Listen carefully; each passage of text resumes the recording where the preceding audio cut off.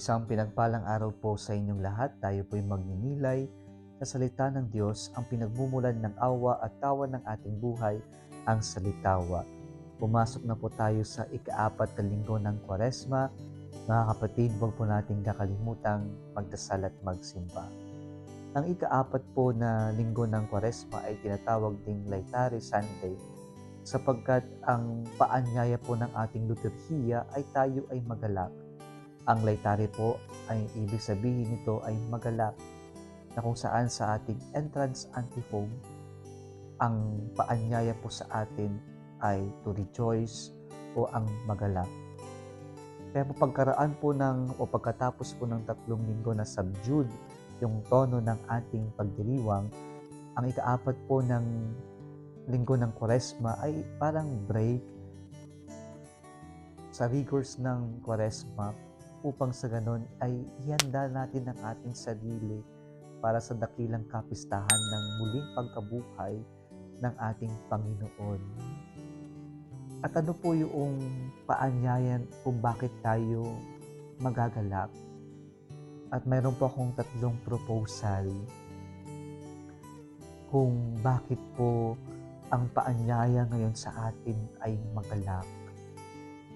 Mayroon pong mabuting balita na ipinapahayag ng ating mga banal na kasulatan o pagbasa ngayong linggo. Ang una pong good news na tayo'y magagalak ay yung pong papahayag na mayroong pag-asa. At ito po yung naging karanasan ng alibughang anak ng prodigal son. Ang ebanghelyo natin ngayon ay kilala bilang the parable of the prodigal son, na ito ay makikita lamang sa ebanghelyo ni San Lucas, na hindi ito matatagpuan kahit na po sa ibang synoptic gospels and even sa Johannine Gospel. Ito ay unique sa ebanghelyo ni San Lucas. At ito ang background po ng ating talinhaga ay isa sa mga responses ni Jesus when the Pharisees and scribes were complaining na siya ay nakikisalo sa mga makasalanan, sa mga maniningil ng buwis. And so Jesus responded to them with 3 parables: the parable of the lost sheep, the parable of the lost coin, and the most famous one is our gospel reading this Sunday, the parable of the prodigal son. At dito po sa talinhagang ito, ang unang pinapahayag sa atin ay may pag-asa. Ano pong nangyari sa kwento? Ito pong younger son, nakakabatang anak, ay kinuha sa kanyang ama yung kanyang mana. Napakasalbahe, napakabastos, na para pang sinasabi niya sa kanyang ama na mas mabuti pang mamatay na lamang siya. Pero imbis na magalit yung tatay, kanyang ibinigay yung mana niya. And when he got his share, he left his home and squandered his inheritance to lose women and material things or enjoyment, na para bang pakiramdam niya kaya na niyang maging independent kahit na wala yung ang kanyang ama, kahit na malayo siya sa kanyang tahanan. And then, the great famine struck the country where he went. Nagkaroon ng taggutom. Kaya ang bagsak po niya, dahil naubos na yung kanyang mana, ay siya ay pumasok bilang tagapagkain ng mga baboy. At ito ang the lowest, pinakamababa na pwedeng mapuntahan ng isang Hudyo, sapagkat ang baboy ay madumi sa kanila, kaya so they don't eat pork. And to feed pigs is the lowest situation that a Jewish can go. And so they have this curse na, "Cursed be the man who feeds the pigs." Kaya nakakaawa ng sitwasyon niya. na pinapaalala sa atin dito na kapag malayo tayo sa Diyos, ganito yung ating magiging kalagayan na magiging nakakaawa, madilim at parang walang pag-asa. Sa kabila niyan, anong nangyari? The younger son came to his senses na sabi niya ay kailangan niyang bumalik sa kanyang ama. Na magmamakaawa siya kasi nagkasala kahit na hindi siya tatuhin na anak. And so, yung kanyang kamalayan ay nagpaalala sa kanya na mayroong pa ring pag-asa na makabalik siya. At ito yung mabuting balita na gaano man tayo naging makasalanan, naging madumi yung nakaraan natin. Pinapahayag ngayon ng Laetare Sunday, may pag-asa na tayo'y maging mabuti at magbalik loob sa Diyos kung pipiliin lang nating magpakumbaba at humingi ng kapatawaran. At ganito rin yung experience ng mga Israelita sa ating unang pagbasa ngayon. With Joshua, they were able to reach the promised land. Could you imagine? They traveled for 400 years. Napakahirap. There were no buds. Wala silang kasiguraduhan na pupuntahan. But they trusted, they hoped to the promise. And because they believe, because they hope, they were able to reach the promised land. Kaya mga kapatid, gaano man naging madumi, gaano man naging madilim ang nakaraan natin, hindi natin kakalimutan.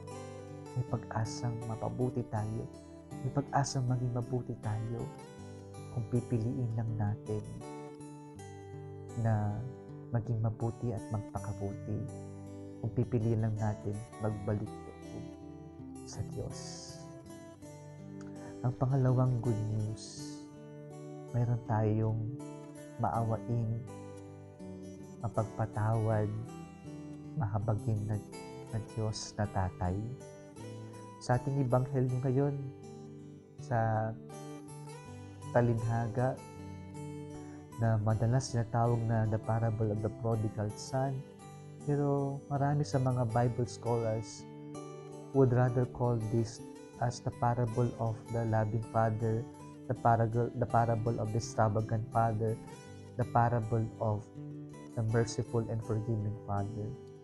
At ano po yung kwento ng tatay na nung umalis yung anak niya, araw-araw hinihintay niyang yung pagbabalik ng anak. Kaya nasa tuktok lang siya, nag-aabang patiently na darating yung araw na babalik yung kanyang anak. And so, that day came, and when he caught sight of his younger son, he ran off toward his son, kissed him, and embraced him. Alam niyo, sa kultura ng mga Hudyo, hindi nila ginagawa ito. Ngayong elder would approach the younger ones. Sa kanilang kultura, the young people are the ones coming near the elder. Sila yung lumalapit, hindi tumatayo yung mga nakakatanda para lumapit sa mga bata. Yung mga bata ang lumalapit sa mga nakakatanda. Pero dito, ang tatay ang tumayo, tumakbo palapit sa kanyang anak, at hindi lang siya lumapit, hinalikan pa niya ito at hinagkan. And ano yung mensahe doon ng tatay? He kissed him and embraced him. At ang mensahe doon ay mahal na mahal niya, that he missed his son so much. And then he embraced him. At yung embrace na yun is a sign of protection na huwag ninyong gagalawin ito kasi maraming galit sa anak niya. And it was a moment of the father protecting his son na kaya sabi niya sa mga tao, huwag niyo siyang sasaktan. Anak ko pa rin to. Mahal na mahal ko ito.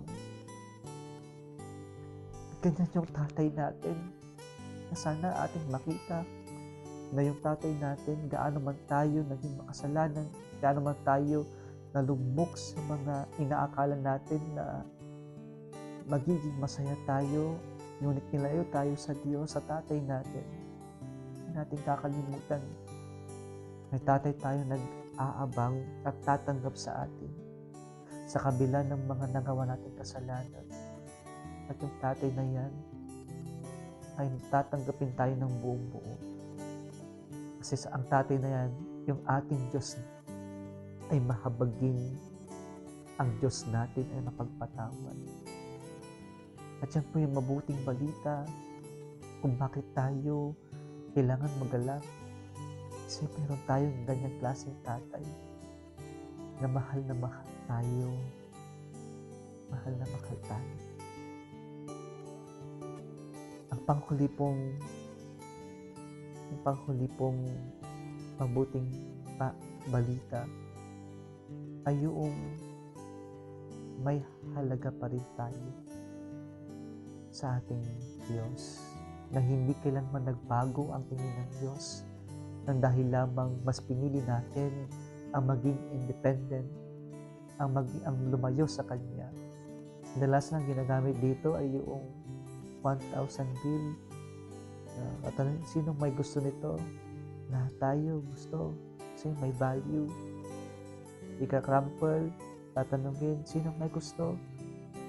Gusto natin pa rin natin. Ibabagsak sa sahig, tatapak-tapakan. Kung tatanungin tayo, gusto pa rin ba natin to? Oo.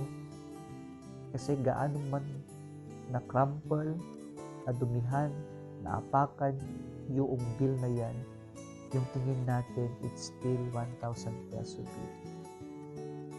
At yan din yung good news na pinapahayag sa atin ngayon ng Laetare Sunday. Hindi nagbago ang halaga natin sa mata ng Diyos.